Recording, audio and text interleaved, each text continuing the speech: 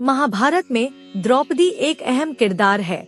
द्रौपदी के जीवन और चरित्र को समझना बहुत ही कठिन है। उन्हें तो सिर्फ कृष्ण ही समझ सकते थे। द्रौपदी श्री कृष्ण की मित्र थी। मित्र ही मित्र को समझ सकता है। आज हम आपको द्रौपदी की वे 5 गलतियां बताना चाहते हैं, जिसके कारण महाभारत की संपूर्ण कहानी बदल गई। यदि द्रौपदी ये गलतियां नहीं करती तो आज इतिहास कुछ और होता। 1. स्वयंवर में कर्ण का अपमान करना। द्रौपदी कर्ण को चाहती थी, लेकिन जब उसे पता चला कि कर्ण तो सूत पुत्र है तो उसने अपना इरादा बदल दिया। उसने पहली बात तो यह कि कर्ण को स्वयंवर की प्रतियोगिता में भाग नहीं लेने दिया और दूसरा यह कि उसने कर्ण को बुरी तरह अपमानित किया। यदि वह ऐसा नहीं करती तो परिणाम कुछ और होता। हालांकि द्रौपदी के पिता ने द्रोणाचार्य की मृत्यु की प्रतिज्ञा ली थी और उनका वध अर्जुन के अलावा और कोई नहीं कर सकता था, इसलिए वे चाहते थे कि उनकी पुत्री का विवाह अर्जुन से ही हो। 2. पांडवों की पत्नी बनना स्वीकार करना। अर्जुन ने स्वयंवर की प्रतियोगिता को जीत लिया था, लेकिन किन्हीं भी परिस्थितियों में द्रौपदी यदि 5 पांडवों की पत्नी बनना स्वीकार नहीं करती तो आज इतिहास कुछ और होता। द्रौपदी कुंती के कहने या स्वयंवर के बाद युधिष्ठिर और वेद व्यास जी के कहने पर 5 से विवाह करना स्वीकार किया था। 3. दुर्योधन का अपमान। द्रौपदी ने ही इंद्रप्रस्थ में युधिष्ठिर के राज्याभिषेक के समय दुर्योधन को कहा था, अंधे का पुत्र भी अंधा। बस यही बात दुर्योधन के दिल में तीर की तरह धंस गई थी।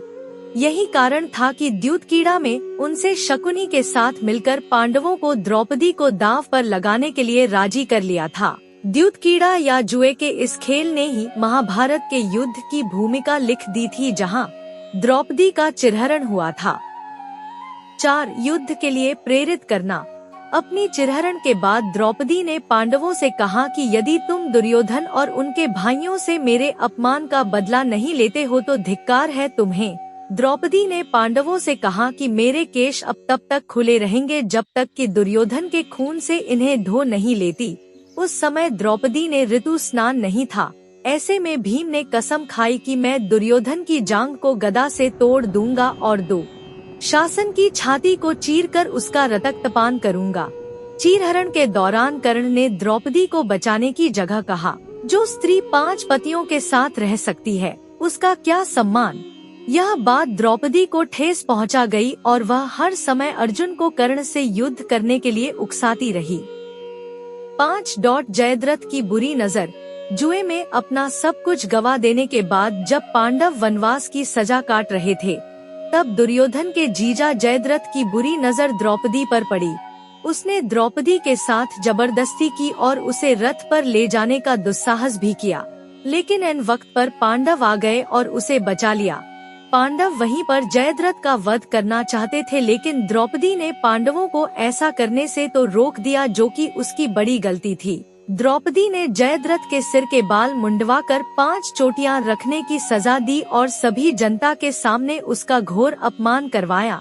जयद्रथ किसी को अपना चेहरा दिखाने के लायक नहीं रहा और हर पल अपमान को सहता रहा। इस अपमान का बदला जयद्रथ ने चक्रव्यूह में फंसे अर्जुन के पुत्र अभिमन्यु को मौत के घाट उतार कर लिया। तो यह थे द्रौपदी की महाभारत को रचने में खास भूमिका। हालांकि द्रौपदी का उपरोक्त के अलावा और भी बहुत कुछ योगदान रहा है। इनमें से ऐसे कई कार्य हैं जिसके लिए उनकी प्रशंसा की जानी चाहिए।